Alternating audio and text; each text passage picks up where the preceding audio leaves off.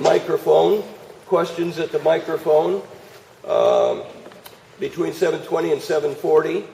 So we'll line up with the microphone that I have and ask the questions. But for now, be thinking about questions you'd like to ask. We have, if everyone received the handouts, we have the survey forms we'd like you to fill out and leave in this handy brown box. And also the 11 by 17, and we'll be going over that thoroughly tonight to explain. So I think, and then afterwards, you'll be able to have time to come up and speak one-on-one with the folks here from the district who are knowledgeable in probably almost everything that you might want to ask. And if we can't, we'll find out. So I'd like to introduce tonight Peggy McAvoy, Assistant Superintendent for Operations. Dr. Kathy Thompson, Assistant Superintendent for Teaching and Learning. Lucy Morello, Director of Capital Projects and Planning. Joe Wolf, our K-12 Planning Coordinator. Chris Richardson, our Senior Facilities Planner. And we have translators tonight in Vietnamese, Anna, and Jesus for Spanish. And our third, do we have a third translator tonight yet? Okay. So the materials I've gone over, the format tonight you can see on the screen.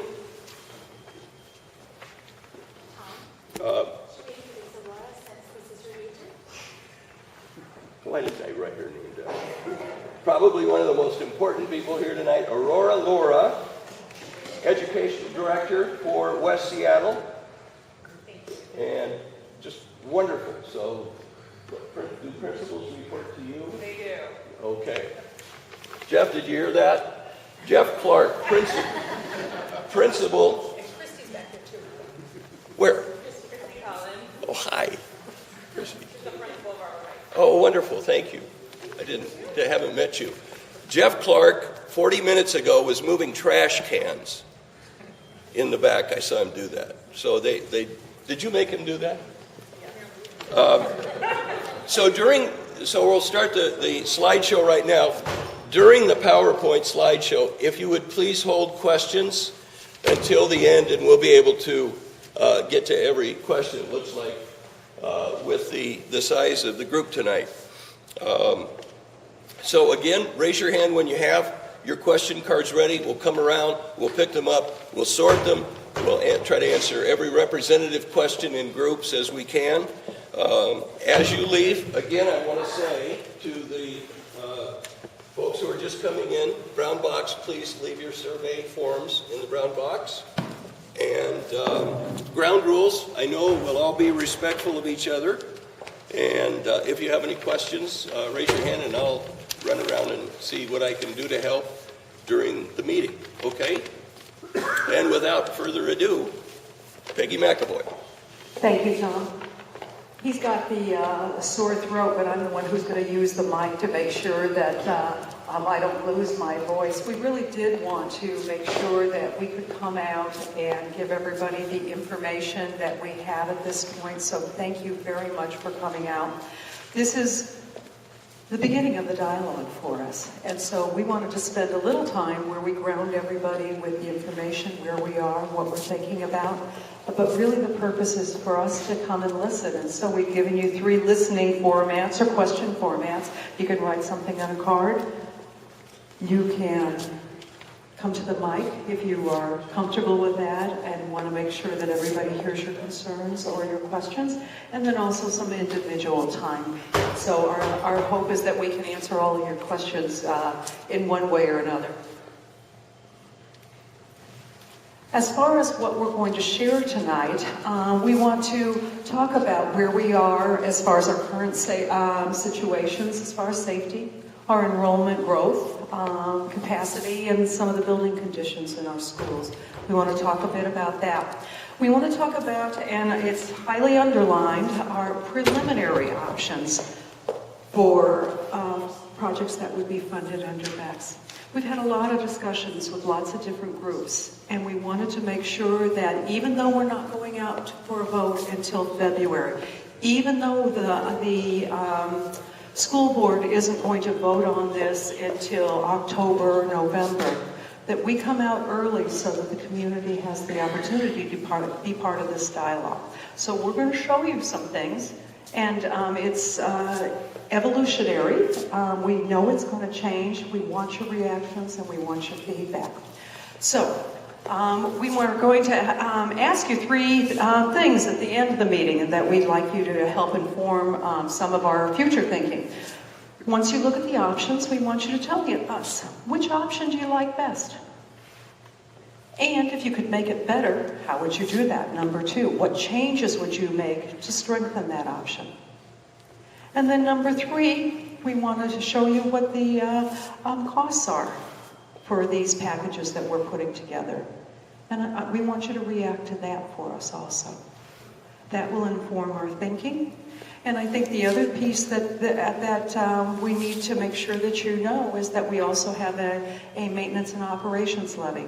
And we'll be bringing out that information in a little while. So when you're thinking about costs for the building excellence levy, we will also ask you down the road to think about it in conjunction with our maintenance and operations levy. Okay, so process. How did we get to where we are? We have a wonderful group of Citizens Advisory, about 25 members who have been with us since last fall. They're called affectionately FACMAC, Facilities and Capacity Management Advisory Committee. And I saw Fiona. There you are. Anybody else from FACMAC here? I think you're the only one here. And quite frankly, Fiona has been the voice of West Seattle quite frequently during our conversations to make sure that, again, we're coming out early. We're asking the community what they want. She's getting lots of data for us so that that informs our discussions. So I think you all need to give her a round of applause because she really has been, I'm sorry, Fiona. I'm doing it at all the meetings because you need to know that not only do they meet with us once a month, they are talking to people all the time. And when we were doing some of our short-term capacity management planning, it was almost hourly sometimes we were talking to people to make sure that we were understanding the community views. So very important for us. So we've had conversations with them. We also have another group called the BEX Oversight. And they are a group of 11 architects, engineers, and professionals that are helping us look at how do we build greener, how do we build better, how do we do cost-effective building, how do we think about those plans.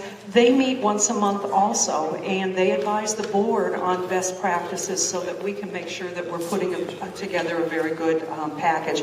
And Lucy meets with them monthly. We also are making sure that we're getting community input. And again, we started having conversations about BEX IV back in January as we started to see our enrollment figures. We were done with our short-term capacity planning, and we needed to move into long-term capacity planning. We've had lots of iterations. We've had lots of scenarios that we are looking at. We need to look at a large range of schools, some small, and then sort of whittle it down into different packages. And so what you will see tonight is a culmination of some of that. And I know that there's been some conversations about how did this come on the package or how did that come on the package and how come I didn't know about that package or I knew partially about the package. And I was meeting with Christy and we were talking about how in fact some conversations, particularly around Arbor Heights and Rocks Hill came about. And it's an interesting dynamic for us. There's conversations about, well, Arbor Heights, building condition definitely needs to be fixed. We all know that and we've seen that and we'll talk more about building condition. And so there was some conversations going around saying, well, Rocks Hill would like to have something too. How do we really make all of that happen? So there was some casual conversations and our staff heard about it and they said, well, should we take it to the community? And we talked with some of the members of FACMAC and they said, if you're having private conversations, bring it out to the community. Well, we actually stunned our principals. They've never had it where something that they may have been talking about moved so quickly to actually go into a formal conversation. So I want you to know it's early on, the early part of conversations. It was not our intent to derail the discussion. It was really to make sure that we could have these conversations be open and transparent because we're having our early community meetings. So with that, I also want to talk about we're having meetings in April. This is our second. We had Eckstein and a wonderful turnout and some wonderful discussions there. And we'll have another meeting next week, but we also have what's called our SEPA meeting, which is the State Environmental Protection Agency Act, something like that, a meeting where we look at landmarks and impact of any of the buildings or the proposals that we have on the environment, and that is April 11th at what time? 7 to 8. 7 to 8, and I'm assuming that's in the evening. Okay. Okay. If you're interested in looking at that. At the John Stanford Center. Good, thank you. So we are also now only have part of our information for our planning. We are expecting in April and in May that we're going to get our updated enrollment figures. So we're always looking at that to make sure that we're on target and that we're matching our projections. So we know that's coming in this month. That will inform some of our decisions. We also have an advanced learning task force that is making recommendations about programmatically where and how do they think the education of our advanced learning students should happen. So that information is going to inform some of the conversations. So we're early on. We want to take all that data now so that we can go back and we'll have another meeting with FACMAC. We'll have another meeting with BEX Oversight to have more conversations. We'll be talking with the school board. So it's an iterative process and we'll let you know what that looks like as those conversations continue. Just to reiterate, the board it will go in front of the board. It has to go into front of an operations committee that reviews the proposals, and then it goes to the board for a vote end of October, beginning of November, and then the voters actually vote for it next February. So we're early on in the discussions, but we're glad you're here because you really can help us make the best decisions and best recommendations. So what's our current situation? We are growing, and it's a good thing. We are getting about 1,500 students a year, and the projections are that we're going to continue to grow. The reason for that is that we're finding when we start to look at the demographics, we used to have more people when they had kids move out of the city. Now they're not doing that so much anymore. That's called out-migration. Our out-migration is going down. People are staying here. And we're actually seeing that nationwide, that urban areas are not losing students and families like they used to. So we need to address the capacity issue, and we know that we've got growth happening in the north part of our city and also in West Seattle, the southwest part of our city. So we're going to try and address this capacity issues. We're going to reopen schools. We are going to remodel some of our existing schools and add some capacity, maybe add some additions, and we're going to be building some new schools. That's what we're here to talk about. I think the other thing that's important is that during our short-term planning, we talked a lot about putting portables. We have some schools that have a lot of portables on their site, and part of the conversation is how do we reduce portables? So that we can educate our kids in buildings as much as possible as opposed to portables. And we know that we definitely got that feedback during our short-term planning. Portables are okay for the short term, but we don't want them there for the long term. So if we look at our enrollment, the first row there is K through 5, and you can see that our enrollment in 2010-11 was about 24,000 students. Grew to close to 25,000, about growth on the far right column, about 854 students. Remember, if they're K-5, we anticipate they're going to roll up through the years also. You look at the difference in 6-8, we had a growth there, about 383 students, and our 9th through 12th grade, 251 students. Comes up to close to 1,500 students. We are growing. And if you look at our projections for that, We have our internal office that does projections, as well as we brought in an outside demographer to look at some different data and see if modeling that different data still drove a growth in our enrollment, and in fact it did. The blue line that you see there is the projections from Seattle Public Schools based on a year ago's October 1st count, and we roll that into our modeling formula, and it's growing. That's sort of our predicted midterm growth rate. Les Kendrick, who came in, who is an expert demographer that does demography around our region, also is predicting not quite as great a growth, but still, we're growing.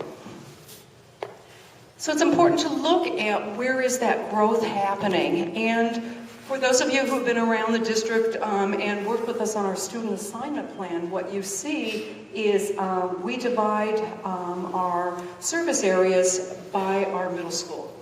So we wanted to look at how many elementary seats do we have in each of our middle school areas. So on the bottom you will see there the listing of Whitman, Eckstein, Hamilton, McClure, Washington, Mercer, Aggie-Carosi. The last two are the West Seattle service areas, Madison and Denny. So what you can see is that the largest growth at the elementary level is happening in the Whitman and Eckstein area. But also, oops, just go back one. Madison and Denny are continuing to predict that we're going to have growth there. If we look at the middle school level, and this is middle school at the middle school service area, you can see that Whitman and Eckstein also are growing for the middle school seats. Interesting, very different if you go all the way across and look at Madison-Denny. You can see that the Madison service area has got predicted excess seats, where Denny has got a shortage of seats. So for those of us in planning, we say, okay, is that a rebounding issue? How do we balance that seat capacity out? So we need to think about, our options for that, because there's lots of options there. And then we have the high school. What you can see is that we have about 16,100 seats, something like that. And that we have a projection that we're going to be needing some additional seats, close to 16,500. And what we know is that it's not equal around the district. We know that just sort of where our residence area, where the kids live, most of those seats are going to be needed north of the Ship Canal. So before we go any further, let's add some more context. We're going to be using a lot of acronyms. BEX is our building excellence. That's what we do, how we build our large buildings, like here at Denny. This was part of our BEX development, and it was a wonderful outcomes there. BTA, Building Technology and Academics Funds, is what we do, where we do the smaller projects. Now I want to also say that we have technology always in BEX and BTA, but again, BTA is usually for the smaller maintenance type, major maintenance. Mm-hmm. So we wanted to show you how we've been spending those money over the last few years. We also want to look at how we're determining our projects. And we want to talk about how does the BEX funding work. So this slide shows you how we've spent our past BEX and BTA funds, sort of around the city. So if you look at the top right, you can see that the North region has traditionally received about 37% of the funding, and south of the Ship Canal has gotten about 63%, although it's separated over central, southwest, and southeast. So one of the things that we needed to do then is we needed to decide how we're going to make our decisions. If we're asking for more support from the community, we need to be data-driven. We need to be clear about what we're asking for and why we're asking for it. So our criteria is, the first thing that we're looking at is, let's talk about the health, the safety, and the security of our students in our schools. To us, that means seismic work. We still have, although we've been doing seismic work all along in all of our buildings, we still have work to do. And so one of the things that we're talking about, and you will see on your chart that Lucy will go through, that there is a whole listing of schools that need some additional seismic work. Then our next priority is to make sure that we are meeting the capacity needs in the areas that need them. So we're starting to look at where are the seats that we need. We need to see where the portables have been placed or overplaced in order to meet our capacity needs. And so we need to reduce those. So we'll talk about that. Then we look at building condition. We've had a study done in 2009 called the Meng analysis, where we had architects and engineers come out and evaluate all of our buildings to look at building conditions. They gave us a rating score from 5 being in the worst condition to 1 being in the best condition. And when we started looking at that, we said, okay, which buildings need to be fixed? And we drew a line just based on how many numbers we thought was a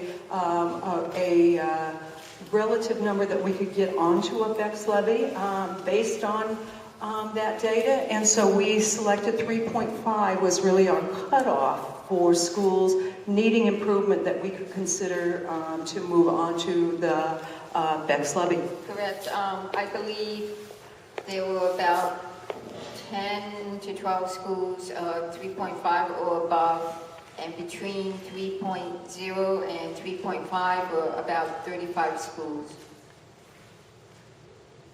And then the other thing that we were looking at is we want to, during all this planning process, is be able to minimize the disruption to our students and our schools. So we started to look at how would we get from where we are today to actually the end of the building cycle. What does that scenario look like? And then we wanted to make sure that as we're building any buildings, that we are building in for maximum program placement flexibility or age range flexibility. For instance, when we built South Shore was built right now as a K-8, but we built it so that we could add more middle school students, take more off, and so there's sort of design specs that we can make sure that we're applying so that we can do that in the future, and we'll have more flexibility in our building use. So how BEX IV works? Well, this levy, BEX IV, replaces the current BEX III levy that's expiring in 2013.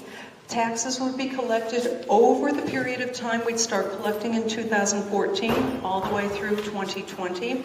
The thing that is important to know about levies is it's sort of a pay-as-you-go phenomenon. We don't get all that money on the first day, so we have to collect it and then plan our buildings based on the amount of money that we have collected.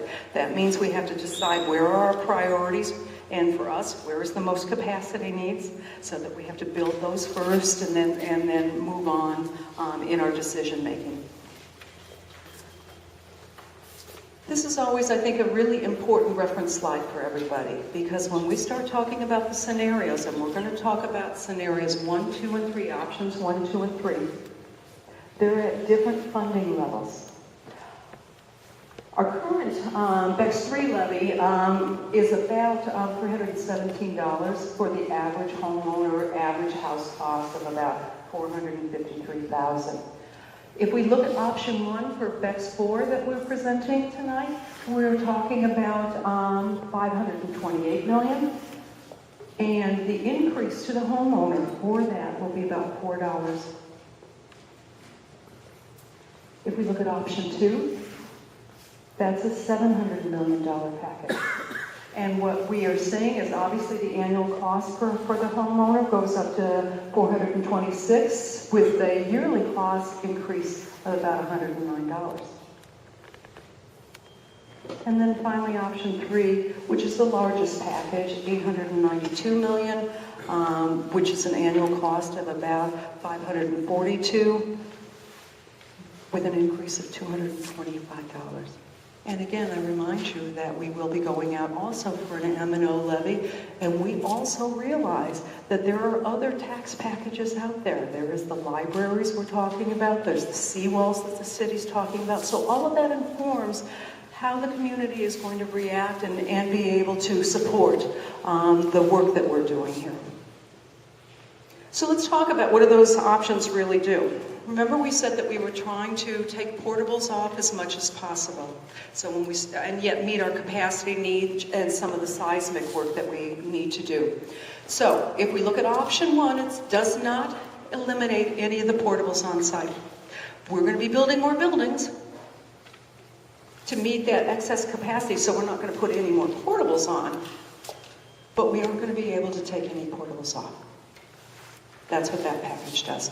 Option two cuts down the homeroom portables at elementary level almost in half. So that's sort of our target piece. And then option three eliminates almost all of the portables in K through 8. So that's what we were targeting. That's how we were thinking about it. And that's why we came up with some of the numbers that we did. And Lucy's going to walk you through this wonderful map and start looking at options. I didn't put a legend up on this, so make sure that you also... Okay, I first want to, I'm going to be talking off of a 11 by 17 sheet, and I just want to make sure everybody in the audience has the 11 by 17 sheet. Raise your hand if you do not. And if you do not have the yellow survey sheet, raise your hand high and Laura and Tom will get you the sheets. And then we have a little yellow index card for you to write questions. If you don't have that, also raise your hand. So if you look at your 11 by 17 sheet, the map that you're seeing up on the screen is also on the back of your 11 by, it's not on mine, but it's on yours. Of your 11 by 17. And if you look at the map on the screen here or on your sheet, you'll see yellow and orange and blue dots. The yellow dots are proposed new schools or additions for elementary schools. And what's showing on the map is all options. So regardless whether they're option 1, 2, or 3, they're on the map. And the orange is middle school, the blue is high school, and if you see a black circle with no color inside, that's an interim site. And those colors on the map correlate on the matrix that you see on the front side of your sheet. And I'm going to go through the matrix with you, and we can also look at the map too. On the left-hand side of the matrix, you'll see the service area, the middle school service area. And since most of you are from the Madison and Denny service area, I'm going to refer to those service areas. And you'll see the Madison and Denny service area on your matrix down at the bottom of the page. The next column indicates the schools, whether they're elementary or middle or high schools. The elementary will be highlighted in yellow. The middle, as I said earlier, is the orangey brown color, and the high schools are in blue. So if we look at some examples here, I'll walk you through them. If we look at the Madison service area, you see Schmitz Park at Genesee Hill, and you see that it's in options 2 and 3. And the type of work is in the next column, so it's saying that this would address building conditions and also address K-5 capacity needs. If you move further to the next column, it will say capacity added, and it's saying it's adding 99 seats. So if we put Schmitz Park at Genesee Hill, currently I believe Schmitz Park is approximately 500 seats. That's including portables. we intend to build at Schmidt Park at Genesee Hill a 600-seat building. So we're increasing the capacity by 99 or 100 seats. And then if you look at the option further to the right, options 2 and 3 for Schmidt's Park at Genesee Hill, it's saying that the building will be built and open by fall of 2015. If I show you some other examples down the list, Fairmont Park is in options 1, 2, and 3, and it's addressing building capacity, and it's increasing capacity by 304 seats, and would be opened, it's scheduled to open in 2014. Going to the Denny area, we have Rocks Hill at Arbor Heights, so that's a new building for both Rocks Hill and Arbor Heights on the Arbor Heights site. That's in options 2 and 3. And it is only addressing the building condition. And this is scheduled for 2018. If you look at Hughes, we have Hughes opening for all 3 options, and that is to address capacity. In addition to West Seattle, and it's only an addition, is shown in options 1 and 3, and it adds 100 seats. And further down the line, you see Boren, and Boren is being used as an interim site. So while we're building Arbor Heights, the school, while we're building Arbor Heights, could be housed at Boren. And as we're building this STEM program, that STEM program would move to either Fairmont Park or Hughes. I don't think it has been decided yet where exactly the STEM program will be. Then all the way on your right, you see seismic project list. There's approximately 60 schools that will also be in the BEX IV levy to do improved seismic work. As Peggy mentioned, we had a main analysis done in 2009. At that time, we had structural engineers visit all our schools. And even though they didn't find any buildings under significant structural stress or having any differential settling, it is pretty routine for us to do seismic work in our levees.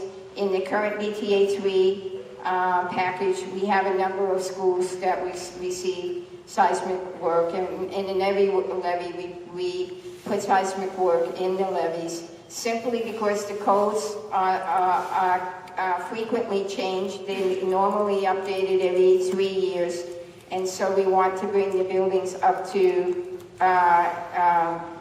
codes for existing buildings. And with that, we'll move to the next slide. If anyone has their question cards ready, I'll pick them up.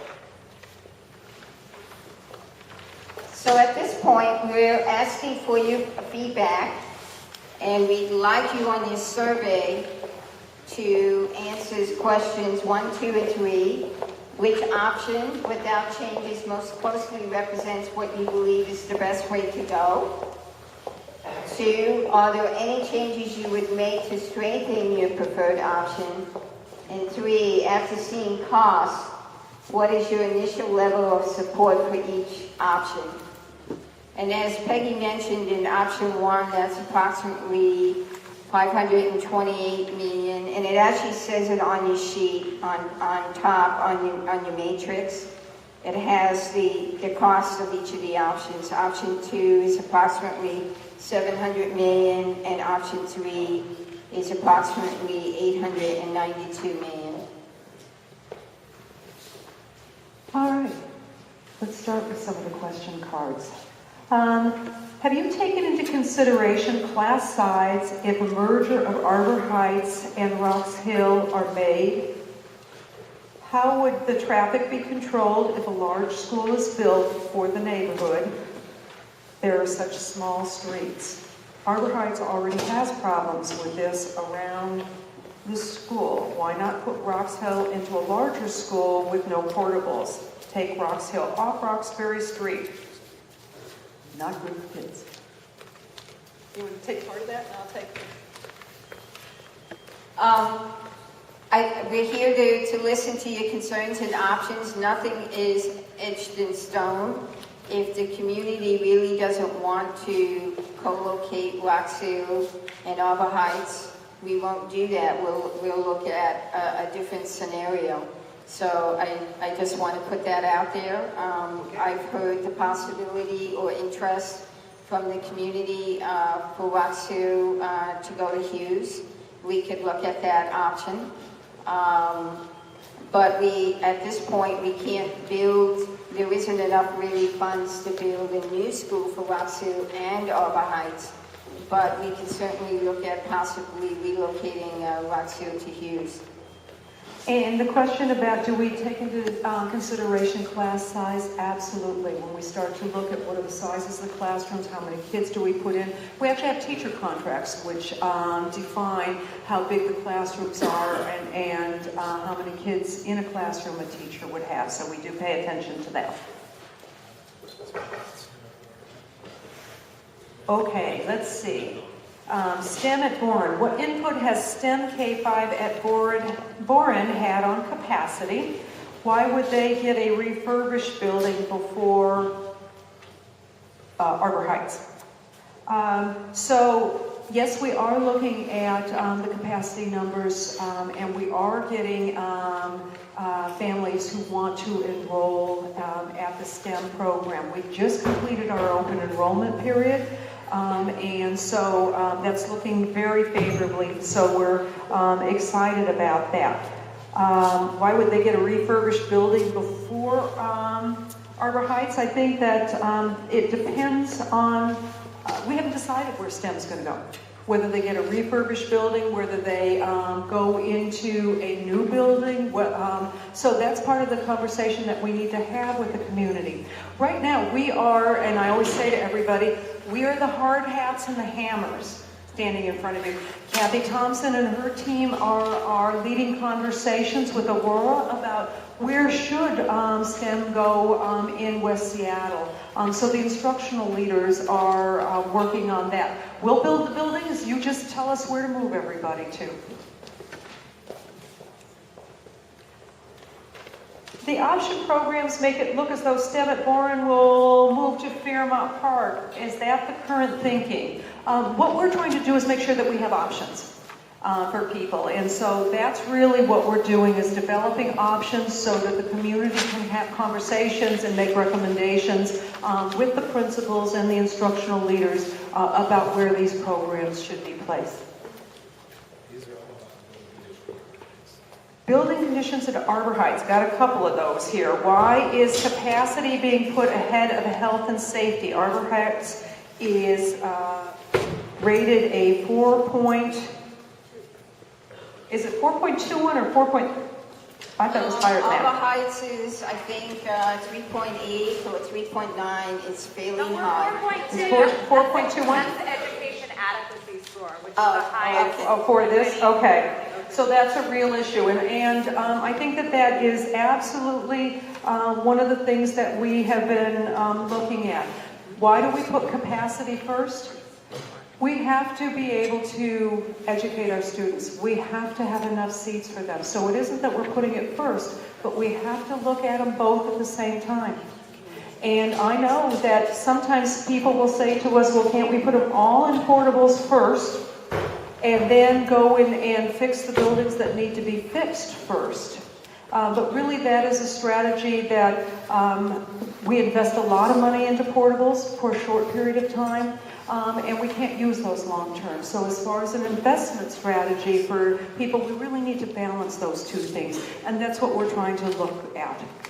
Okay, I'll take the next question. We're going to have the team feed Peggy and I both questions. Would seismic work be covered under all three options? Yes. The 60 schools you see on that right-hand side, yes, that seismic work will be done. Now, on that list of 60 schools, for instance, is, I believe, Arbor Heights.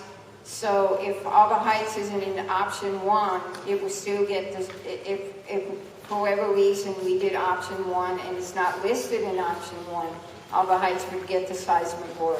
So the reason the 60 schools are comprehensive is depending on what option we pick. Some of the schools are on some of the options and not on the others, but all the schools would get seismic work either with getting a new building, addition, or standalone seismic work. So this is a really good question here. Why would a new school in South Lake Union, you will see that on your matrix, be necessary? Number one, why would it be necessary? We have been working with the city planners, and it is clear that there is projections because of zoning changes downtown that we're going to have more growth in the downtown area. And we need to be able to provide elementary seats for those students, middle school seats for those students, and high school seats for those students. Right now, most of those students go up to Queen Anne, and Hay Elementary is over capacity like everybody else. So we have to start planning for that. We know, and when we were working with the city, we actually have 2 city planners that sit on FACMAC, and we are continually to go to meetings with them to talk about this as an issue. We don't own any land in downtown Seattle, so that's a big issue for us, and other than Memorial Stadium. So we have to figure out, how do we have capacity there? How do we build schools? But we don't know exactly where that is going to be and what that's going to look like. But early on in our conversation, we wanted to make sure that we were saying to the community, this is an issue for us. And we want to make sure that you come along with us on this conversation as we get the data. We have asked the demographers and the city planners to give us some good projections on what that looks like. They are working on it right now. The issue for us is because of all of the zoning changes, we can't really, as a school district, make those predictions because we don't know how many units, what the size of the units are that they're planning for. We know that they're going to be some probably very expensive houses, but also some that are low-income houses. So we need to know what is it that they're thinking about so that we can plan for it. You will see that we have pushed that way off to the end. But it would be irresponsible for us to not think about that and start putting that into our mix and our factors when we come out to talk with you about this. Okay, question for Olympic Hills. Will the adjacent new building be a freestanding middle school or integrated K-8? It will be a free-standing, comprehensive 6 through 8 middle school building. Wilson Pacific, K-8 or elementary school or separate middle school. For Wilson Pacific, where we have proposed a separate middle school and a separate elementary school. This question is for Schmitz Park. If option 1 is the one that goes to the voters, meaning all portables are kept, will there be money to upgrade infrastructure, bathrooms, bigger gyms, libraries, etc., at those portable heavy schools to address capacity stresses? In option 1, Schmitz Park, a new Schmitz Park at Genesee Hill is not listed. So that means the portables at Schmitz Park would stay. I believe this summer there's more restrooms going into Schmidt Park. The Capital Department is already working at that, working at adding restrooms. And yes, we'd be also looking at core facility needs. I couldn't tell you exactly what those needs are, but we would be looking at that. Just a couple more questions and then we're going to turn it on to open mic. The North End Elementary APP program has 500 kids and is not currently assigned a permanent building. Is it part of BEX IV planning? Absolutely. And just like we don't talk about where the STEM program is going to be at this point, that's the instructional side of the house that will give us some guidance on that. We are not necessarily saying where the APP program is going to go. We still need to get feedback from the Advanced Learning Task Force. They're making recommendations about should this program stay together as a large cohort, or should it be divided into smaller cohorts that land throughout the city. We are waiting for those recommendations. Once we have that, then we'll be able to make some more definitive planning on that. Other question here is on Thornton Creek, another one from the north end. This plan shows a K-5 and a K-8 on the same property. Yes, it's a very large piece of property. And there's already a building there that is a K-5. We used to call it the old Decatur School. But that property is so large that we can build a K-8 on that property and keep the older building, the older Decatur building. So we're planning to be frugal with the utilization of our property and to put actually 2 buildings on the Thornton Creek site. Question is, are the FACTAC meetings public? I have not found their meetings posted. When and where are they? And Peggy, I'm assuming that the FACTAC meetings are not public meetings. Yes, they are. And we have, we have people who come up. They may not be voting members, but it's all part of a public process. It's on our website, and it's traditionally help me out, 4th Tuesday of the month or 4th Thursday, something like that. So it's once a month, and we do have visitors that come and listen to the deliberations and the recommendations and that we have. In fact, I believe we have some FACTAC members here. If you want to Gail stand showed up. up, yeah. Go ahead, stand up. Okay, raise your hands, everybody. There you go. What happens if the levy fails? Well, I've been here when the levies have failed, and I know the school district normally looks at the package or the levy and usually goes out again one more time. We're allowed to go out one more time in the year. Yes. Yeah. $1 million. And so the issue is what happens if it doesn't pass? Then we have to figure out how do we do accommodations. Obviously, we're not removing any portables, and it makes it very difficult for us. That's why we are very concerned that we put out a package that the community can support. Okay, I think we've gotten through the questions. Just so that you know, we take all of these questions and we develop frequently asked questions that we also post on our website so you can start to see answers for that. But we would like to now move towards live mic so you could ask your questions in person. We would like to get through a lot of questions or comments, so we do ask you to limit it to about a minute. Hi, my name is Amy Christensen. I have 2 children at Arborgate Elementary who will not be there by 2018 when the school is built. But my question is, does the state health department ever get involved coming through to deciding which grade these schools should be, which level these schools should be rated? Because I know at Arbor Heights there's extreme safety concerns, and I thought it would be interesting if there was some comparison if the state health department went through how to grade our school. So that's not a standard that the state health department comes in and rates it for environmental conditions. Certainly it is something, though, that we can ask for support from them to have them come through and look. And I have heard and seen some concerns and health concerns that the faculty and the community have raised.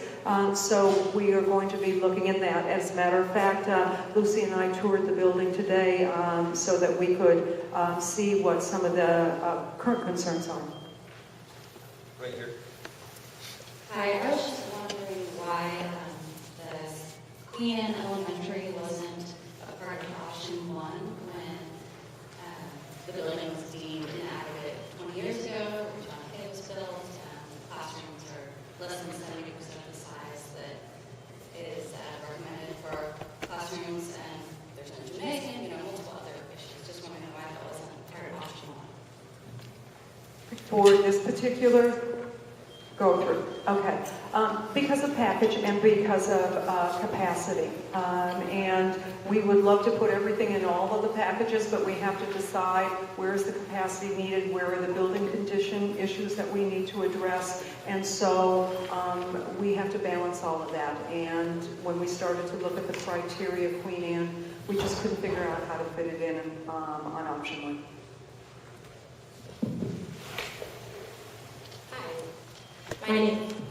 My name is Mary Ann Weber. I'm a parent at Arbor Heights Elementary. I have picked through your options, and I'm certainly pleased to see Arbor Heights Elementary listed as a replace on options 2 and 3. Sorry about the scratchy voice. Very disappointed not to see it on option 1. Hopefully you all received our letter we wrote as a community outlining the significant concerns we have with the condition of our facility. One point that we made, I think, clearly, is that the main score based on educational adequacy at our school was 4.2, which is the worst of any school open in this school district. So I am extremely disappointed, having looked through the options on 2 and 3, to find that 70% of the projects that you have identified you intend to complete ahead of Arbor Heights Elementary. So I'm wondering if you can comment on how you prioritize the projects that you identified, because I'm very disappointed that you're not going to address our school for 6 more years. The first thing that we looked at was capacity. From 2012 to 2020, we're going to have an additional 6,000 seats. As you can imagine, if we're trying not to put any more portables at the sides, we have to build new buildings or add additions. So the first criteria really was to make sure we had seats for the students. And there's a immediate need for middle school seats. The fastest we can build a middle school building is by 2016. The fastest that we can build in elementary school is 2015. We're looking at the areas where we need, there's a great need of seats in the Whitman and Eckstein areas, and also in West Seattle. So the first thing was capacity. The second criteria was building condition, and not even all the 3.5 buildings above 3.5 got on all the options. But Arbor Heights did get on options 2 and 3, and for options 1, we had to first address where the greatest capacity needs were, but also keeping within the range, the dollar range that we had, which was around $528 million. It is more economical to open up closed and leased buildings, and so you see that in option 1, and then we also are carrying that into options 2 and 3. I think the other thing that we were looking at, and part of our conversation today, was also about if we have to postpone some of the buildings, when should we be moving them to an alternative site, an interim site early, because we need to do that prior to the work. And for the discussion on Arbor Heights was, well, the families want us to keep the students in the schools there, or would they prefer to go to an interim site during the build? So that's a piece of some of the comment and the feedback that would be very helpful. What's your lens? What would you like us to see? And then once we have that recommendation, it then becomes well, is there some VTA funds or some other funds that we can do to mitigate some of the issues while we keep you there until we can get you to a new building? So we could look at pros and cons with possibly having Arbor Heights and an interim site at Boren. Most likely it's going to take at least 1.5 to 2 years to build Arbor Heights. So depending where we locate the new building on the site, what we've done so far is we're addressing seats and capacity. We haven't placed the buildings on the site. We haven't located them where the building would sit on the site, nor have we determined whether it's going to be a one-story building or a two-story building. That's further down the line once we actually come up with a defined option list and plan, and we know what schools we're going to actually do. Then we would do further analysis and work with the principal and work with the community and look at the pros and cons of whether, for instance, Arbor Heights, if it's feasible to build a building on the site adjacent to your existing building and keep you there while we build a new building, or and we look at the pros and cons of that, or do we bring you to Bourne for a couple of years while we build you a new building at Arbor Heights? Right here. I'm Sue Holmes. I'm a previous parent of students at Arbor Heights as well as a staff member. And I have a room, the temperature is oftentimes 45, 50 degrees on a winter morning. My students come in and need to wear coats. That is a health issue as well as a safety issue. I'm also a member of our safety committee. We did a walkthrough and we have a number of safety issues that have not been addressed. Now, yeah, we could wait till 2018, and if we still have a building standing around us, then I guess our capacity is being taken care of. But we may not have a building. Our walls are in terrible condition. So many things need to be fixed, and they have had Band-Aids put on them over the last few years. We really cannot afford to wait until 2018. Going to Bourne, not my idea of a good time. I don't know how the parents feel. I'd much rather stick it out for another couple of years, but I want to see light at the end of the tunnel. I don't want to have to wait 6 more years to get a new building, to get a place where kids are safe, where they have a chance for a healthy education. This is just not okay. I understand capacity needs, but if we don't have a school left standing, then we have 300, 400 some seats that are not possibly filled. And I just want to echo that it's really important that we hear this, but I also want to make sure that you are writing this information down for us so that we can collect it and tabulate it in the form for future reference and to share with people who aren't here.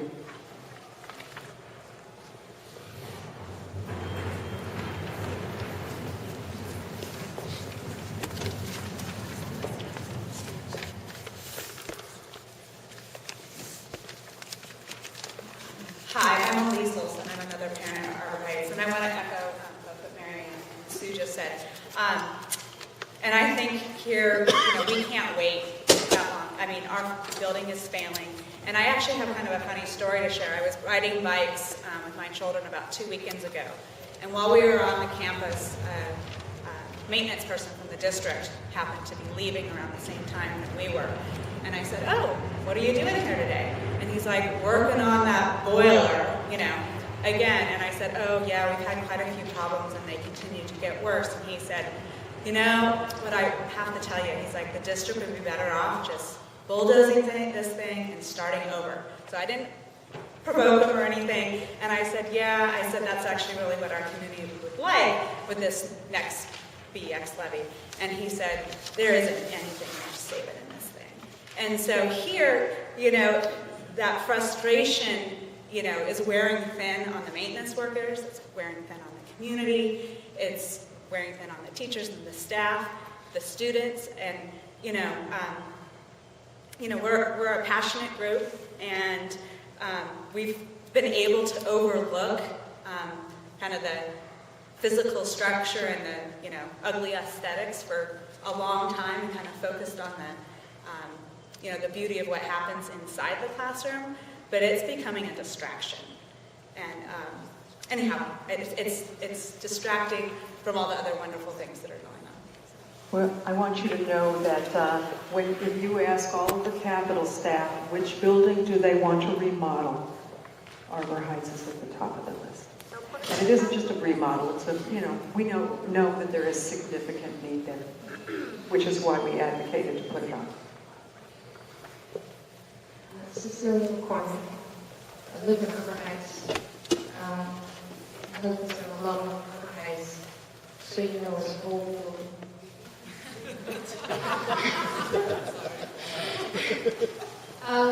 My question is on that South Lake Union School is just sticking in my craw.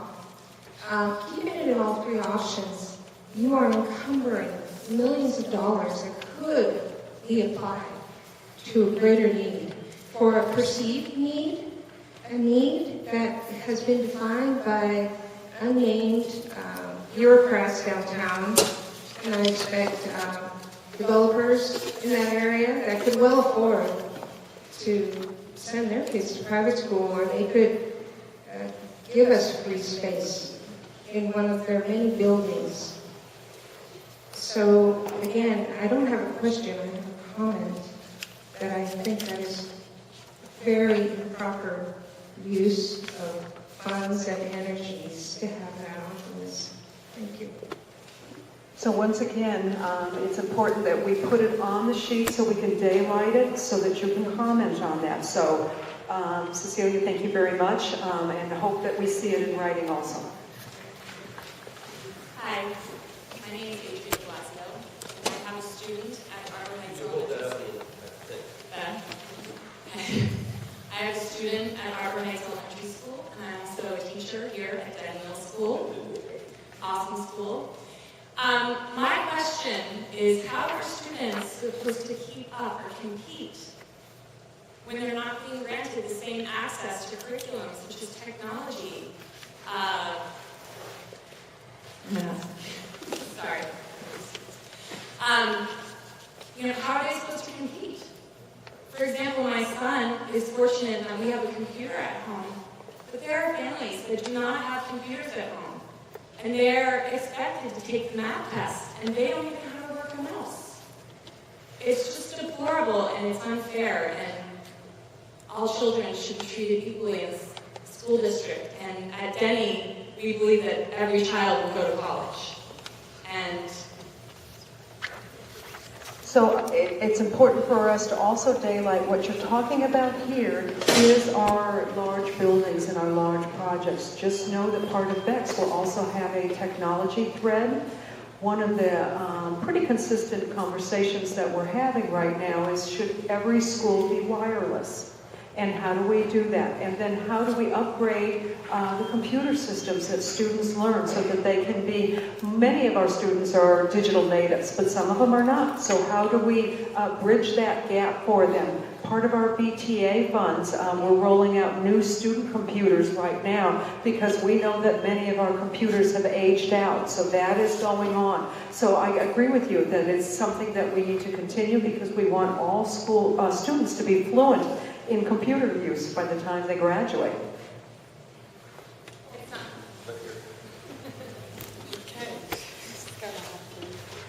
Can I speak my own without this? Can anybody hear me? If you almost yell. I can yell, I think. So, my name is Burhan. I'm a parent, former parent for the Roxhill Elementary. I'm kind of very disappointed, and just hearing everybody standing and speaking on behalf of Arbor High, which is, I believe, Roxhill. I have enough experience past 7 years when my son, he was, I can say, 4th grade. Can you imagine? I live this neighborhood. I've been commuting from here to BFD Elementary in order I can go Roxhill close to my home, where my kids can walk without even need a bus because of the condition. Because 2 minutes safety, water, everything. And I don't see anybody speaking up because most of the kids are low-income family, and the neighborhood is very low-income, and they don't know that much how they can speak up themselves and come out like this and represent their school. So I'm kind of very disappointed and sad. You know, my son, he's in college now.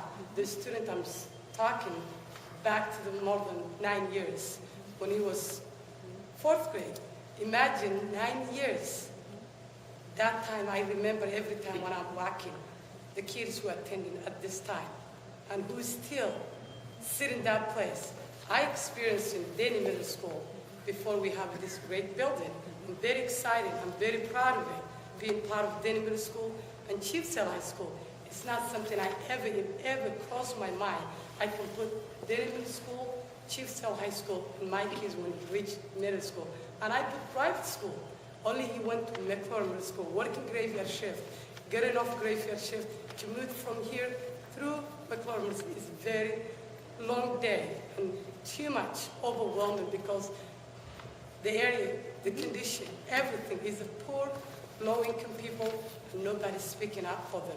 So what is the plan for the district? Okay. People like me who are immigrants, new to the country, and their kids need a life and future equal to the other people. I'm a taxpayer working 3 jobs, mom with 6 kids. Imagine that. And on behalf of Roxy Elementary, and I want to see a difference, honestly, and get the same opportunity kids who are attending BFD Elementary. That's my homeschool. Always is my dream. I can ever imagine my kids can be part of that school. So please be concerned. And I don't see anything there in the first plan. I'm a homeowner too. I don't mind paying taxpayer, doing and support these kids. These kids are our future. It doesn't matter who they are or where they come from. So let me answer a couple. So thank you for representing Roxhill. Because Lucy and I were at Roxhill today, and that was one of the questions that we had, because we have been told that many times the community doesn't feel comfortable coming out or speaking at these community meetings. So we were trying to figure out, and working with the principal, how we could do outreach. And so her recommendation to us was that we are going to complete the survey, translate it to all of the languages, and that Carmela is going to send it home with the students to come back. So we will get a little feedback there, not all. But I think the other piece that we need to think about, which is why one of the conversations was about Arbor Heights and Rocks Hill maybe having one larger school that they could co-locate at, was as an option, because there is a limited amount of money, and we know that the Arbor Heights School has more building condition issues that we were trying to address. So. Yeah, but still the capacity compared to the Arbor Heights and Roxhill, is more students in Roxhill, and you can tell the community where a lot of people are local, so they don't have the access to drive cars or too many things. Some of them, they work 2 jobs. They need their home where their kids feel safe. They can walk from her to school. And it's hard to compete. People who always stand for the behalf of their community, who knows the language, the system, knows how to work. People like me, it's hard for them to speak up. How are we going to collect information and survey when all these people stand for Arbor Heights? I'm just the only mother who's experienced in Roxhill Elementary, and you don't have none of Roxhill, and more than 450 students attended high school. So how are you gonna accommodate, those 2 levels? Yeah. Well, and I thank you for standing up and talking about that. And I would actually ask you to stay and spend some time with us afterwards, because I would like to talk with you more about ways that we can do better outreach. I appreciate that. Thank you. Fiona Bree, I'm a FACMAC member and Schmitz Park PTA president. And Lucy, if you could talk some more about the old Denny site and the actual site, if a facility could be built there, what size it could be. And I respectfully challenge, because I'm part of the process, that perhaps not having funds for both a Denny and an Arbor Heights, both 2 sites, I challenge that maybe by taking off the West Seattle addition and not moving to Hughes and not cobbling it together, but maybe having 2 separate sites would serve West Seattle and not be so expensive that when you're talking about dollars like this, it doesn't sound like that much more. So. I didn't catch all your questions. I know you mentioned the Denny site, and then Why is it that we can't have both a Rock Hill at Denny, for instance, and a new Arbor Heights? It's a large levy, and it seems like, if we took the West Seattle edition off, we'd have some money there. Well, the reason that Roxu and Arbor Heights were originally, we were just looking at a new building for Arbor Heights for approximately, it was either 29 million or 30 million, and it was for 500 seats. And we looked at a couple of community members approached me and suggested looking at co-locating Roxu and Arbor Heights and how much additional cost that would be. So we were looking at for 600 seats, which would be enough for both schools, would only add about another $3 million in additional costs.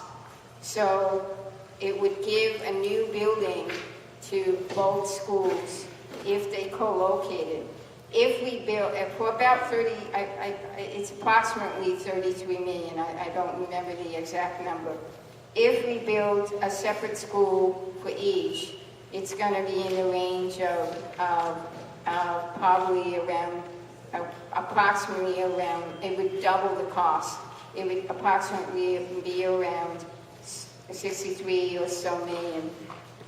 So trying to meet the capacity needs, unless we go to like option, possibly option 3, and even with that, we're taking all the portables off the sites.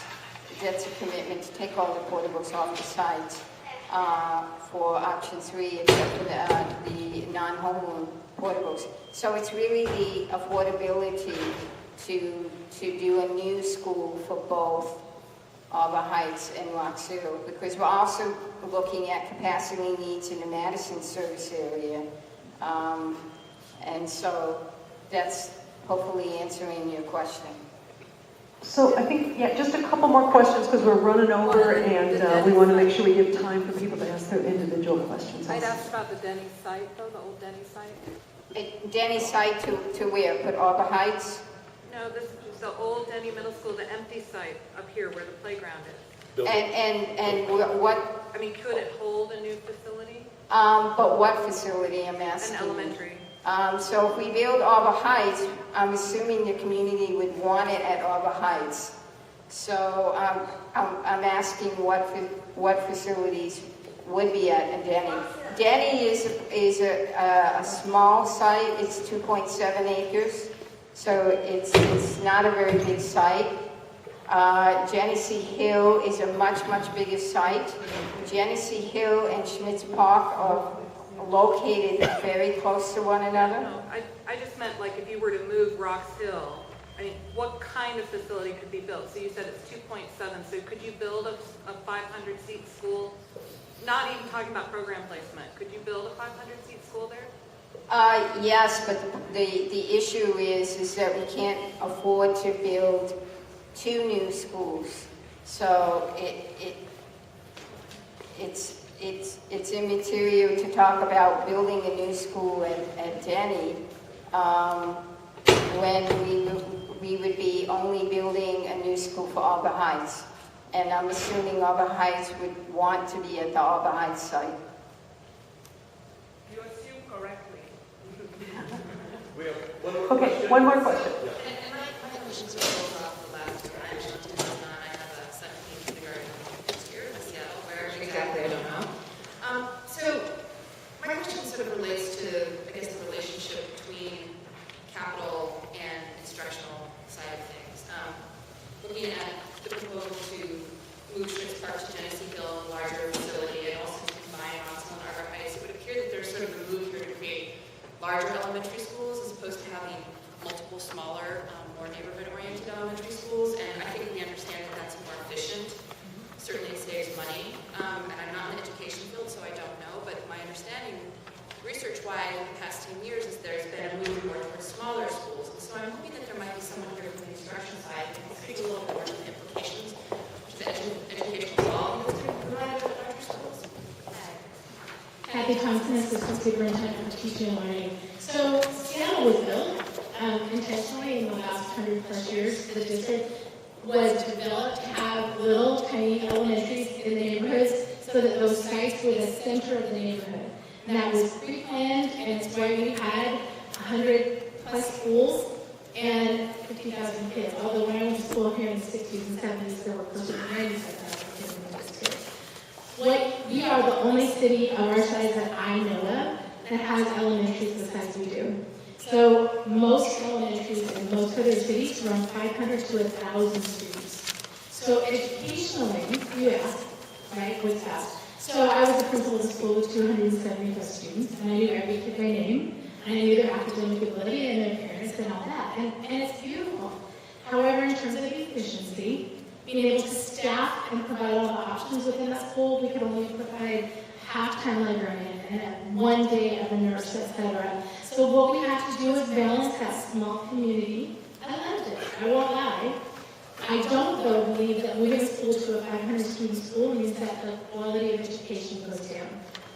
I believe that it means you have more resources and more staff on site. Principal works harder to learn every child's name, right, Christy? But you can do it. You've been principal of a school of 500, is that correct? 650, okay? And so the quality of the class sizes don't change. And you work very hard to still ensure that your community is a community. Just like I know Jeff does here at Denny, where he's got more than that, but I would say that you still have a community in your school, and that the quality of instruction is still high quality because it's not changing class size, etc. So it's a tough time. We were not built to have, as a city, to have big elementaries. But I wonder how long we can afford to continue that. And that's just a wonder. It's not an honesty. So we're going now to our individual one-on-one sessions with our staff.